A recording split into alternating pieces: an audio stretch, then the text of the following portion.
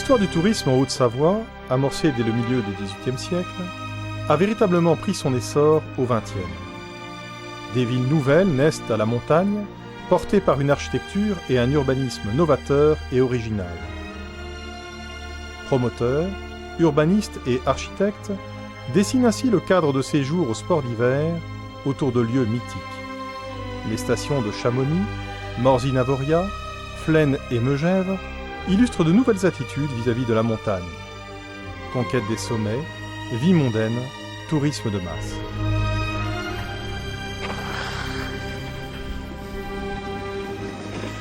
À 1600 mètres d'altitude, Flaine est une ville à flanc de montagne.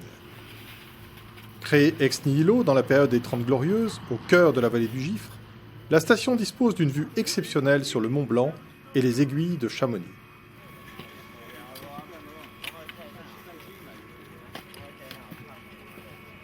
Grand skieur et amoureux de la région, l'architecte genevois Gérard Chervaz découvre le site de Flaine dans les années 50. Habitant Genève, c'est une région que j'ai connue quand j'avais 16-17 ans. On venait faire du ski de printemps ici. Et j'étais, ainsi que mes camarades d'ailleurs, séduit par ce merveilleux paysage qu'on a depuis le sommet des Grandes Platières. Donc un petit peu plus tard, j'avais 18-19 ans. Je me suis dit, mais comment ça se fait qu'on n'ait pas pensé de faire une station ici? Et alors j'ai comparé toutes les stations que je connaissais alors avec celle-ci. Et tout était positif, sauf le point important, il n'y avait pas de route pour y venir. Et je pensais, étant très très jeune à l'époque, je ne pensais pas être capable de pouvoir créer une station comme celle-ci. Mais j'avais un ami de club qui s'appelle les Amis Montagnards, qui était M. Martin. On avait fait beaucoup de montagnes aussi ensemble. Il s'est enthousiasmé pour mon idée, et puis il m'a dit, mais pourquoi pas? M. Morel, maire d'Arrache, nous faisait confiance, parce qu'il nous connaissait bien.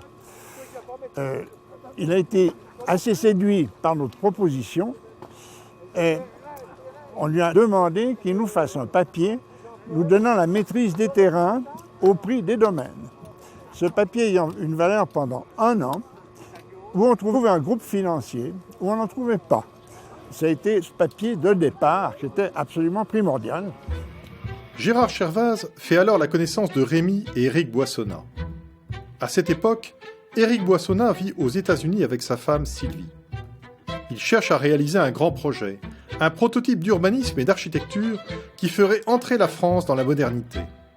3 semaines après, Éric me téléphone, me dit « J'aimerais bien aller avec vous à Flaine, à ski. Pouvez-vous trouver un équipement ?» Ce que j'ai fait, et on est venu au chalet de la Fédération Montagnarde Genevoise, qui est au centre même de Flaine actuel.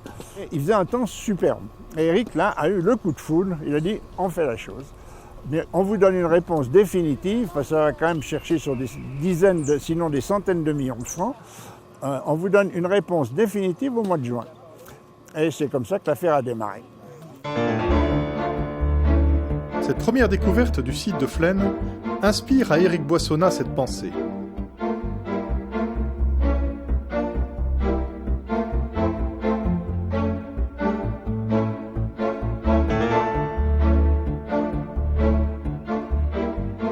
Évidemment, l'idée de Courchevel, qui avait été construite de toutes pièces, était un exemple pour moi.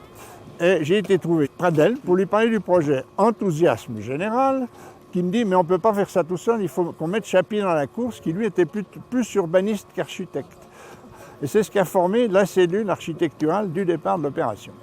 Alors, avec le petit groupe que j'avais créé, on a commencé à plancher sur cette station. Mes parents ont habité aux États-Unis pendant longtemps, dans une petite ville qui est près de New York, qui s'appelle New Canaan, où il y avait 4 architectes célèbres. Les 2 principaux, c'était Marcel Breuer et Philip Johnson. Pour pouvoir lancer son projet, Éric Boissonnat doit convaincre les élus locaux. L'accord du Conseil général a été obtenu essentiellement parce que Éric a donné un très grand nombre d'architectes, en l'occurrence Marcel Breuer, qui avait travaillé au Bauhaus. Et ceci a emporté le vote positif pour démarrer une station ici à Flaine. Breuer, en fait, était beaucoup plus gentil, beaucoup plus agréable que Johnson. Et mon père a considéré que c'était une caractéristique importante pour un architecte qui allait construire une ville qui était étranger, dans un pays qui lui était étranger, qui devrait donc établir des collaborations nombreuses. En fait, le bon caractère de Breuer a été un élément très important. J'ai voulu cette station et je voulais en faire un exemple de bon urbanisme et de bonne architecture moderne. J'ai choisi Marcel Breuer parce que c'était un des 5 plus grands architectes de l'époque. Il a effectivement pensé que le béton, ça marierait bien avec les falaises de calcaire gris qui étaient la structure et qui donnaient sa morphologie à ce site. Que la construction, au fond, disparaît presque complètement, qu'elle fait mimétisme et que ainsi le site n'est pas gâté. Chapie, Pradel et moi-même, on a collaboré avec M. Breuer, mais ça ne collait pas très bien entre Chapie et Pradel. L'arrivée en force de Breuer a au fond phagocyté l'équipe que j'avais créée.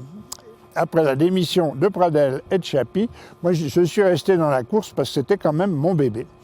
Breuer allait très vite, parce que je crois qu'il était un peu à court de projets à ce moment-là.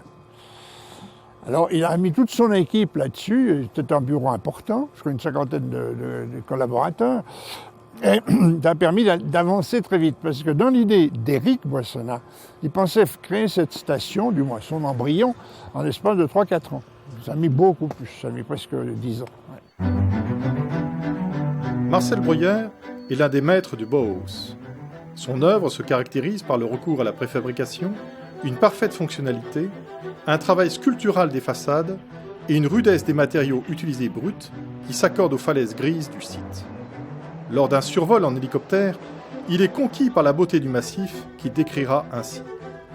L'horizontalité des lignes de niveau sur lesquelles sont construits les bâtiments s'oppose au relief chaotique de la montagne. La composition est intégrée au magnifique et sauvage paysage auquel elle s'associe et qu'elle humanise. L'architecture de Flaine est un exemple d'application du principe d'ombre et de lumière que j'ai adopté. Les façades des bâtiments sont taillées comme des pointes de diamant. Les rayons du soleil frappent leurs facettes pour donner des éclairages qui résultent de leurs réflexions. Il y avait un aspect qui était assez cocasse, c'est que Breuer aimait beaucoup ce site. La lumière de l'hiver, notamment sur la neige, l'éblouissait. Et en fait, ça s'est retrouvé dans la manière dont il a aménagé certaines chambres de l'hôtel de Flaine, où il n'y avait pas autant de soleil et de lumière qu'on aurait pu l'imaginer.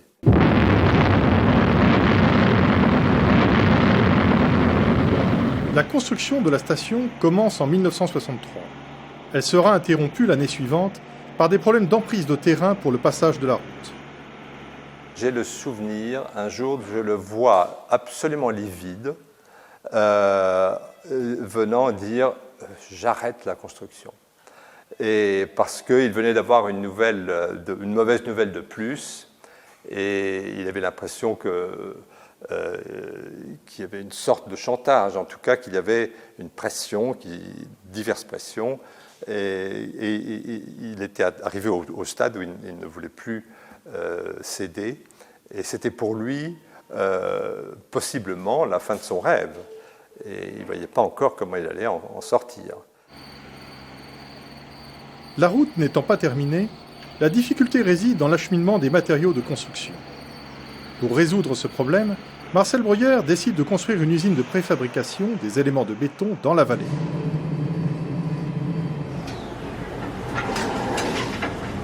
L'actuel maire de Maglan se souvient de cette époque. Ici, nous sommes sur le site de l'usine de préfabrication, qui a été construite dans les années 60. Les éléments préfabriqués étaient construits dans les bâtiments que vous voyez là en face, et ils étaient repris et amené à la gare de départ du téléphérique qui est ici. Ce téléphérique qui a servi à véhiculer tous les éléments préfabriqués qui ont constitué le Flaine de Breuer a aussi servi au transport des ouvriers. J'ai connu Éric Boissonnas surtout à partir de 1983, donc quand je suis devenu maire. Monsieur Boissonnas était quelqu'un, en principe, quand il avait donné sa parole,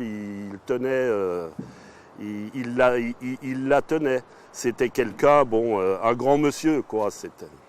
C'était pas un promoteur, on peut dire, c'était un mécène, mieux ça qu'un promoteur. Lui, s'était réalisé, je pense, le rêve de leur vie avec son épouse. Et ils ont fait quelque chose, je crois, qui est quand même unique en France. En fait, il y avait un côté pédagogique chez lui. Il voulait apporter la mentalité moderne aux Français. Et alors, pourquoi est-ce qu'il l'a fait à la montagne? Parce qu'à la montagne, il n'y a pas de monument historique qui vous empêche de construire une ville. Parce que mon père était un excellent montagnard. Et en fait, il avait une vision, il voulait créer une sorte de ville utopique. Voici ce que disait Éric Boissonnat pendant les travaux. Très rares sont les ensembles qui ont bénéficié d'un site exceptionnel. Plus rares encore sont ceux qui n'ont pas été affectés par un contexte architectural mal inspiré. À Flaine, aucun de ces handicaps n'est présent. C'est une des raisons de mon choix. Et pour que puisse se réaliser l'œuvre que ce site appelle, le promoteur accepte de renoncer à la poursuite de bénéfices immédiats qui sont incompatibles avec un ordre architectural raisonné. Forcément, ça n'a pas été une affaire du tout dans les normes. Il faut dire que toutes les stations nouvelles ont eu des difficultés financières. Malgré tous les problèmes financiers, juridiques, fonciers et administratifs, la station est inaugurée en janvier 1969 par le ministre Albin Chalandon. Émile Allais s'est vu confier la conception du domaine skiable.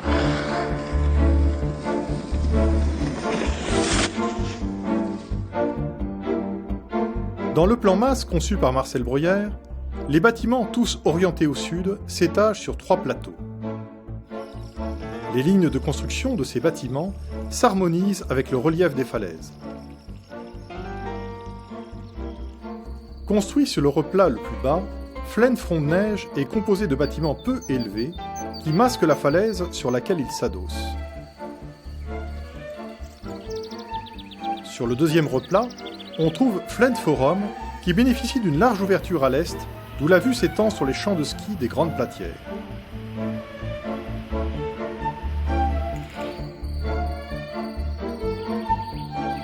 Le forum est fermé au sud par l'hôtel Le Totem. Construit sur seulement 4 niveaux pour ne pas gêner la vue des imposants bâtiments qui se trouvent en face. Le forum est le cœur de la station. Répartis autour d'une grande place, se trouvent des appartements, des hôtels, mais aussi le centre commercial et le centre culturel. À côté se trouve la chapelle œcuménique.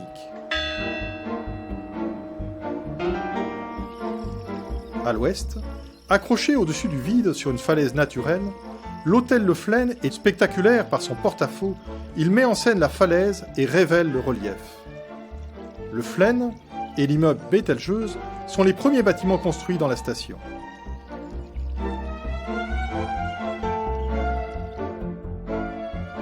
Marcel Breuer se retire en 1977. Mario Joussa et Daniel Chiquet, ses collaborateurs parisiens qui travaillent avec lui depuis le début, prennent sa suite. Ils auront la responsabilité totale de la dernière partie de Flaine, située sur le replat le plus élevé. Traité différemment car ouvert à la circulation, Flaine-Forêt s'organise de part et d'autre d'une route de desserte, en conservant le style du maître. Pour faciliter l'accès à Flaine-Forêt depuis le forum, 2 ascenseurs de liaison ont été construits. Réalisés dans l'esprit de Bauhaus, la cabine parcourt un rail métallique incliné, supporté par des plots en béton. La couleur orange de la cabine donne un mouvement coloré à l'ensemble monochrome des bâtiments. En contrebas, côté sud de la route, sont construits des petits immeubles dont seul le niveau le plus haut est visible. Ils sont reliés à la route par une passerelle en bois. À l'entrée de la route d'accès, côté piste, l'immeuble Les Grands Vents a été laissé à Gérard Chervaz. Alors cette construction, finalement, elle s'est un peu imposée à cause du terrain. Et ça a une forme de demi-lune à 5 pans. Et évidemment en béton, parce qu'à Flaine, tout est en béton. Breuer, qui Quand il a vu les projets, il a dit « Ah Gérard, vous faites vraiment de la bonne architecture, etc. » Je lui ai dit « Oui, mais c'est plus facile pour un petit immeuble que de faire quand on fait des grands buildings, c'est beaucoup plus compliqué. » Le gratin de Flaine était ici, puis après ça a été revendu parce que les gens prennent de l'âge, etc. Ça a déjà changé plusieurs fois de propriétaire. Côté nord, des immeubles plus grands encadrent l'auditorium situé au centre. Il est l'œuvre de Mario Joussa et Daniel Chiquet. La façade est en béton blanc poli avec des agrégats de quartz pour une plus grande luminosité et créer ainsi une rupture avec les bâtiments voisins.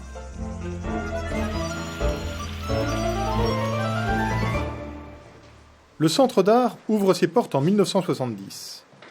Devenu centre culturel après le départ des Boissonnat, il est dirigé par Gilbert Coquard qui poursuit la diffusion de l'art contemporain. Alors l'histoire culturelle de Flaine est aussi liée à la personnalité d'Éric et Sylvie Boissonnat, que l'on pourrait qualifier de derniers grands mécènes, puisque à Flaine on leur doit le centre d'art de Flaine, les expositions, les œuvres d'art monumentales implantées dans l'espace public, les stages de musique classique avec l'auditorium. J'ai eu la chance de pouvoir travailler pas mal les instruments de musique, le piano et l'orgue. Moins maintenant, naturellement, avec l'âge, mais j'ai toujours pensé que c'était un élément essentiel et qu'il fallait autant que possible promouvoir les possibilités musicales dans la population, dirons-nous, dans l'ensemble. Nous avons créé une sorte de festival, ce que nous appelons le bain de musique. Il est organisé par l'École normale de musique de Paris, dont mon frère était le président, ce qui facilitait naturellement les contacts. Et alors un certain nombre de professeurs de l'école normale viennent s'installer à Flaine dans les premiers jours du mois d'août. Ils passent 3 semaines en compagnie d'un nombre de quelques centaines d'élèves. Ma mère a été associée à la construction de Flaine de 2 manières en fait. D'abord, elle a décoré les hôtels, en particulier les salons, et puis elle avait aussi ouvert un centre d'art, ce centre dans lequel nous sommes, où elle a organisé des très bonnes expositions. Je suis une visuelle. Alors pour moi, les arts plastiques, ça joue un très grand rôle. Et quand mon mari et moi-même, nous sommes décidés à faire Flaine, eh bien, il m'a semblé tout naturel que les œuvres d'art y aient une grande place. Nous avons fait une fondation pour permettre au centre d'art de vivre et d'exposer des œuvres. Les gens sont en vacances. Ils ont donc une beaucoup plus grande disponibilité et de ce fait sont peut-être plus curieux que dans la vie courante, mais je crois que nous leur offrons une occasion justement de connaître un peu ce qui se passe dans la création actuelle. Gilbert Coquard est très fidèle à l'esprit de mes parents. Il fait de son mieux pour faire des expositions de qualité avec des moyens qui sont limités, mais qui sont dans un esprit d'art contemporain, avec des jeunes, souvent de la région. Chaque fois que je viens ici, j'ai vraiment plaisir, et mes amis aussi, et nous en sommes vraiment reconnaissants. Alors, l'idée d'Éric et Sylvie Boissonnat était d'implanter des œuvres d'art monumentales au cœur de la station, de façon à avoir des œuvres pérennes. Alors, on retrouve les principales sur le forum, avec la sculpture 3 hexagones polychromes de Vasarely, le superbe Bocteau des 7 arbres de Jean Dubuffet et bien sûr le fleuron de Flaine, dernière sculpture qui a été posée à Flaine en 1991, la tête de femme de Pablo Picasso. À Flaine-Forêt, on va trouver aussi dans le hall de l'auditorium une superbe fontaine de Paul Bury. Et en fait, on a du coup réellement un parcours à Flaine à la fois d'œuvres d'art et d'architecture qui font de Flaine un site, une station de sport d'hiver assez unique. Donc il y a soit le grand là, soit on prend les 2 petits. Le jeune architecte Guillaume Relier, fin connaisseur de la station de Flaine, travaillait dans le cabinet de Christian Ovette. Au décès de celui-ci, il s'est vu confier la construction de l'immeuble Le Centaure, situé sur le Forum, entre 2 bâtiments de Marcel Breuer. La résidence Centaure est encore plus intégrée à la composition de Marcel Breuer, à la fois dans sa forme dans sa composition et également dans ses matériaux. C'est-à-dire que Marcel Breuer a construit ses bâtiments sur des éléments préfa en béton, donc où la technique était maîtresse dans la conception, dans les processus de mise en œuvre. Et on a repris un peu les pointes de diamant sur les grandes ouvertures qu'on aperçoit sur le socle de la piscine. Donc il y a un travail sur l'embrasure de ces fenêtres avec des pans biais, même si ce n'est pas les mêmes techniques qu'utilisait Marcel Breuer, mais c'est dans la même esthétique. Voici la future piscine de Flaine. À l'origine, il y avait une piscine qui était un volume assez simple, totalement vitré sur la montagne. Donc là, l'idée, c'était de traiter les cadres et l'apport de lumière sur des cadres spécifiques, avec des vues à hauteur de nage, quand on nage. Donc on a des vues rasantes et des vues plus hautes qui cadrent sur la montagne, sur la vue, qui fait tout un jeu de lumière qui change tout au long de la journée, avec également donc des reflets dans la piscine. Bon là, c'est version chantier, mais au final, on aura un bassin inox avec un univers qu'on souhaiterait très contemporain. Le béton brut des immeubles de Flaine fascine les uns et dérange les autres. Il est une incitation à dépasser la forme pour s'attacher au contenu et découvrir que la démarche artistique a prévalu.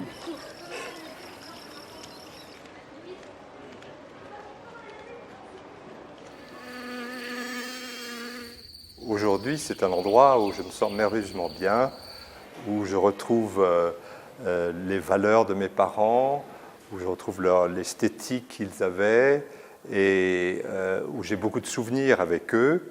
Et donc je suis très heureux d'être à Flaine. Et d'ailleurs, je suis très content de voir que cette station fonctionne, qu'il y a du monde, qu'elle dessert le plus grand domaine skiable de Haute-Savoie, et que les gens sont absolument ravis de ce domaine skiable qui leur a été offert par M. Boissonnas et Mme Sylvie Boissonnas.